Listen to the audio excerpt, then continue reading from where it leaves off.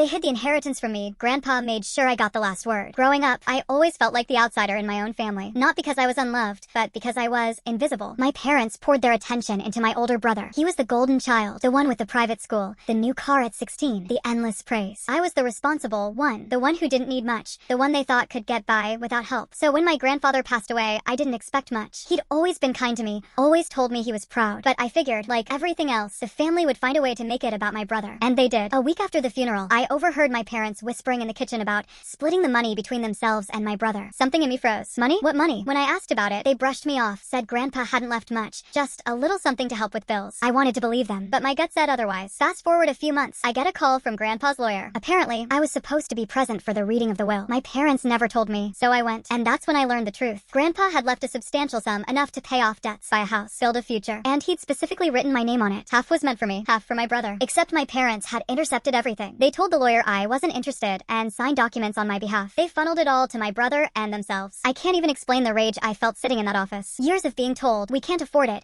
years of hand-me-downs and scrimping, while my brother flaunted trips, gadgets, and a lifestyle funded by money that was half mine. The lawyer, thankfully, wasn't stupid. He'd noticed the signatures didn't match previous documents I'd signed. He reopened the case, and suddenly the fraud was. The lawyer, thankfully, wasn't stupid. He'd noticed the signatures didn't match previous documents I'd signed. He reopened the case, and suddenly the fraud was out in the open. My parents had no choice but to admit what they'd done. The fallout was brutal. Extended family got involved. My brother tried to defend them, but the truth was undeniable. In the end, the court restored my share with interest. Here's the kicker. Tucked inside the will was a letter Grandpa had written to me. In shaky handwriting, he said, "You were always the strong one. I know they'll try to keep this from you, but don't let them. This is yours. Build the life they never imagined for you." I cried when I read that. Not because of the money, but because, for once, someone in my family saw me. Now, I own my own place. I built a stable, happy life. I don't talk to my parents anymore. And my brother? He blew through his share in 2 years, then came asking me for help. I told him no, because Grandpa was right, this was mine, and I wasn't going to let them steal from me twice.